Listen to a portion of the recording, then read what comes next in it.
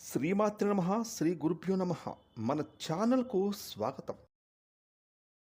ఎవరికైతే తెల్లవారుజామున 3 గంటల నుండి 5 గంటల మధ్య మెలకువ అనేది పదే పదే వస్తుందో, ఇక వారికి వారి జీవితంలో జరగబోయేది ఇదే. అసలు ఉదయం 3 గంటల నుండి 5 గంటల మధ్య అస్తమానం మనకు మెలకువ వస్తే ఏం జరుగుతుంది? మనం ఏం చేయాలి? ఏం చెయ్యకూడదు?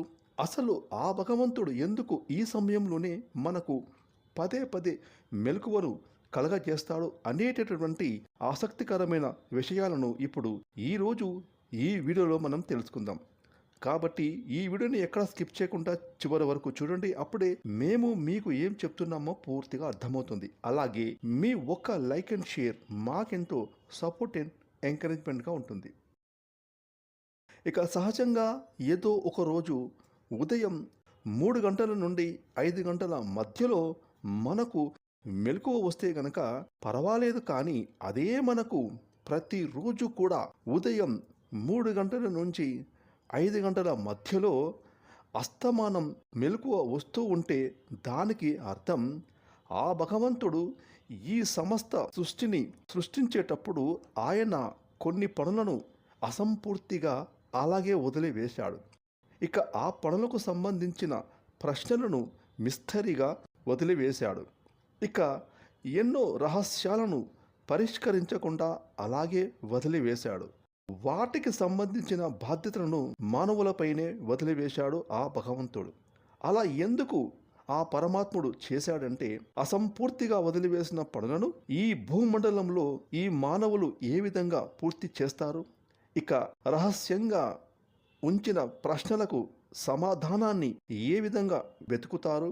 అదేవిధంగా పరిష్కరించకుండా వదిలివేసిన రహస్యాలను ఏ విధంగా ఛేదిస్తారు అనేటటువంటి విషయాలను ఆ పరమాత్ముడు మనుషులకు వదిలివేశాడు. ఇక అప్పుడప్పుడు మనకు ఏదైనా మంచి జరిగినా లేదా చెడు జరిగినా, లేదంటే ఒక రోజంతా మనకు ఎలాంటి సంఘటనలు జరిగినా కూడా అందులో ఆ పరమాత్ముని ఇష్టం, అలాగే ఆయనకు సంబంధించిన రహస్యమైన సందేశం ఏదో ఒకటి ఆ సంఘటనకు ముడిపడి ఉంటుంది. ఒక్క మాటలో చెప్పాలంటే ఆ భగవంతుడు అసంపూర్తిగా వదిలివేసిన పనులను మానవులను పూర్తి చేయమని సంకేతంగా ఈ విధంగా తెల్లవారుజామున ఉదయం 3 గంటల నుండి 5 గంటల మధ్యలో అస్తమానం మెలకువను కలగజేస్తూ ఉంటాడు ఆ పరమాత్ముడు. ఇక సాక్షాత్ శ్రీకృష్ణ భగవానుడు భగవద్గీతలో ఈ విషయాన్నే చెప్పాడు.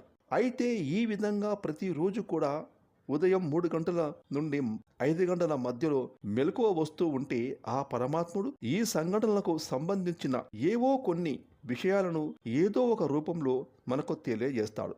దానిని మనం గ్రహించుకోవాలి. ఇక తెల్లవారుజామున 3 గంటల నుండి 5 గంటల మధ్య ఉండే సమయాన్ని బ్రహ్మ ముహూర్తం అని అంటారు. మరి ఈ బ్రహ్మ ముహూర్తంలో ఆ పరమాత్ముడు మనలను మెలకువ చేస్తాడు కాబట్టి ఏదో ఒక విషయానికి సంబంధించిందై ఉంటుందని మనం భావించాలి. ఇక సూర్యోదయానికి 45 నిమిషాల కాలానికి అశ్రుమ కాలం అని అంటారు. మరి ఈ అశ్రుమ కాల సమయంలో మనకు మెలకువ వచ్చినప్పుడు వెంటనే నిద్ర లేచి మన కాలకృత్యాలు తీర్చుకొని శుభ్రంగా స్నానం చేసి ఆ భగవంతునికి సంబంధించిన పూజను భక్తితో చేసుకొని లేదా ధ్యానము చేసుకొని ప్రతిరోజు ఏ విధంగానైతే మనము మన దైనందిన పనులు చేసుకుంటామో అలా రోజువారీ మన కార్యక్రమాలను యథావిధిగా చేసుకోవచ్చు. ఇక ఈ ఆశ్రమ కాలంలో లేచి మన దైనందిన పనులు చేసుకోవడం వలన మనకు ఆ భగవంతుని కృపా కటాక్షాలు ఎల్లప్పుడూ మన మీద ఉంటూ ఉంటాయి. అయితే ఉదయం 3 గంటల నుండి 5 గంటల మధ్య గల ఈ బ్రహ్మ ముహూర్తంలో ఆ పరమాత్మకు అంతులేనటువంటి దివ్యశక్తి ప్రభావం అనేది చాలా ఎక్కువగా ఉంటుంది. కాబట్టి ఉదయం 3 గంటల నుండి 5 గంటల మధ్య బ్రహ్మముహూర్తంలో మెలకువ వస్తూ ఉంటే ఆ భగవంతుని అనుగ్రహం మీ మీద ఎంతో ఉందని భావించాలి. అలాగే ఈ బ్రహ్మముహూర్త సమయంలో భక్తితో భగవతారాధన లేదా ధ్యానం చేయాలి. మరి ఈ సమయంలో మెలకువ వచ్చి నిద్ర లేచిన వారు కానివ్వండి, లేదా అసంకల్పంగా నిద్ర లేచిన వారు కానివ్వండి, ఈ 3 గంటల నుండి 5 గంటల మధ్య సమయంలో నిద్ర లేచిన వారు వెంటనే తమ 2 అరచేతులను చూసుకోవాలి. ఆ తర్వాత అరచేతులను కళ్ళకు అద్దుకోవాలి. ఎందుకు అని అంటే మన అరచేతుల్లో ఆ శ్రీ మహాలక్ష్మీదేవి నివాసమై ఉంటుంది. కాబట్టి మీరు లక్ష్మీ కటాక్షం అనేది ఎక్కువగా రావడానికి కానీ, అదేవిధంగా కెరీర్ పరంగా మనం చేస్తున్నటువంటి వృత్తి, ఉద్యోగం, వ్యాపార పరంగా మనకు డబ్బులు అధికంగా రావడానికి కానీ అవకాశాలు ఎక్కువగా ఉంటాయి. కాబట్టి మీ యొక్క కెరీర్ పరంగా మీరు చేసినటువంటి అన్ని రంగాల వారు అందుకోసం మీరు ఉదయం నిద్ర లేచిన వెంటనే మీ అరచేతిని చూసుకుంటే ఆ లక్ష్మీదేవి అనుగ్రహం అనేది మీ మీద ఎల్లప్పుడూ ఉంటుంది.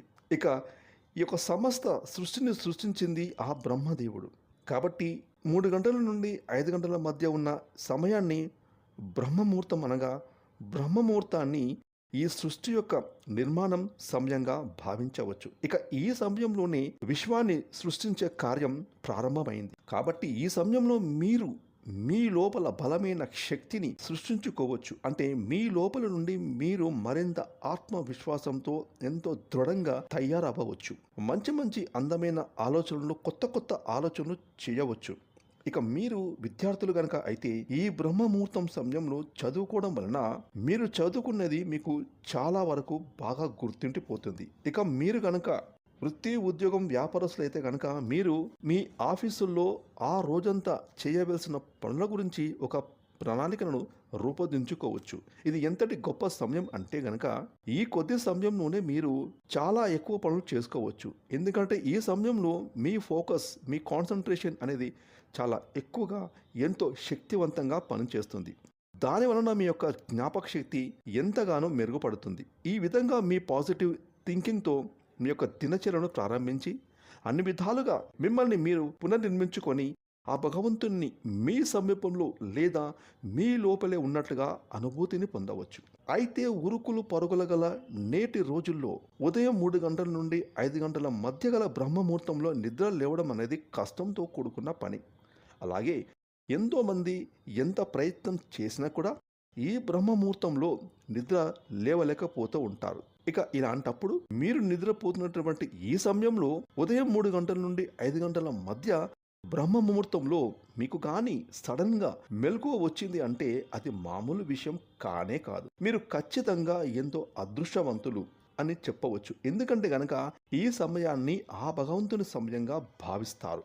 ఈ బ్రహ్మముహూర్తం సమయంలో ఈ సృష్టిలోని మొత్తం వాతావరణంలో ఎటువంటి అద్భుతమైన శక్తి అనేది వ్యాపించు ఉంటుంది అని అంటే, ఇక ఎటువంటి పాజిటివ్ ఎనర్జీ ఉంటుంది అని అంటే అది మొత్తం మీ యొక్క జీవితాన్ని మార్చివేయడంలో, అలాగే మీ జీవితాన్ని చక్కగా తీర్చిదిద్దటంలో ఎంతో అధికమైన సామర్థ్యాన్ని కలిగి ఉంటుంది. ఇక బ్రహ్మముహూర్త సమయంలో భగవంతుని యొక్క దివ్యశక్తి ప్రభావం అనేది చాలా ఎక్కువగా ప్రభావితం చేస్తుంది. కాబట్టి 3 గంటల నుండి 5 గంటల మధ్య బ్రహ్మముహూర్తంలో నిద్రలోంచి లేవడం అనేది దేనికి సంకేతం అంటే గనక ఆ పరమాత్ముడు తన అద్భుతమైన దివ్యశక్తుల ఆశీర్వాదాన్ని, అనుగ్రహాన్ని మీకు ఇవ్వాలి అని అనుకుంటున్నాడు. ఇక మన వేదాల్లో, పురాణాల్లో ఈ బ్రహ్మముహూర్తంలో నిద్ర లేచేటటువంటి వ్యక్తులకు బుద్ధి, బలము, విద్య, అలాగే సంపూర్ణ ఆరోగ్య ప్రాప్తి కలుగుతుందని తెలియబడింది. అదేవిధంగా శాస్త్రాలు, పురాణ గ్రంథాల కోణంతో పాటు వైజ్ఞానిక కోణం నుండి చూసినా కూడా ఈ బ్రహ్మముహూర్తంలో విశ్వంలో గ్రహాలు అలాగే నక్షత్రాల మధ్య కొన్ని సంఘటనలు జరుగుతూ ఉంటాయి. అలాగే వాతావరణం కూడా చాలా స్వచ్ఛంగా, నిర్మలంగా ఉంటుంది. కాబట్టి బ్రహ్మముహూర్తం యొక్క అద్భుతమైన సమయాన్ని మన శరీరానికి అలాగే మన ఆత్మశుద్ధికి అన్నింటికంటే కూడా అత్యుత్తమమైన సమయంగా భావించడం జరుగుతుంది. అంతేకాకుండా ఈ బ్రహ్మముహూర్తంలో ముక్కోటి దేవతలు ఆకాశంలో నుండి ఈ సమస్త మానవాళిపై తమ కృపా కటాక్షాలు కురిపిస్తారని మన పెద్దవాళ్ళు చెబుతూ ఉంటారు. మరి మీరు కూడా ఈ బ్రహ్మముహూర్తంలో ఇలాంటి పనులు అన్నీ కూడా చేసుకోవడం వలన మనకు ఆ భగవంతుని యొక్క కటాక్షాలు ఎల్లప్పుడూ కూడా లభిస్తూ ఉంటాయి.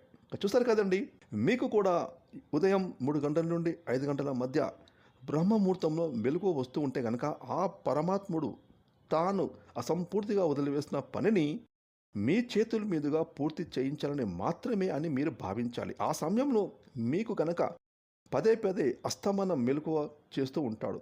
మీరు చేయవలసిన పనులు, కార్యక్రమాలు ఇంకా మిగిలి ఉన్నాయని దాని అర్థం. ఫ్రెండ్స్, ఈ వీడియోని లైక్ చేయండి, షేర్ చేయండి. అలాగే ఇప్పటివరకు మీరు కనుక మన ఛానల్ని సబ్స్క్రైబ్ చేసుకోకపోతే ఇప్పుడే సబ్స్క్రైబ్ చేసుకొని ప్రక్కనే వచ్చిన ఆల్ అనే బెల్ ఐకాన్ యాక్టివేట్ చేసుకున్నట్టయితే మేము చేసే మరిన్ని ఇలాంటి లేటెస్ట్ వీడియోలు ముందుగానే మీకు నోటిఫికేషన్ వస్తాయి. Thanks for watching.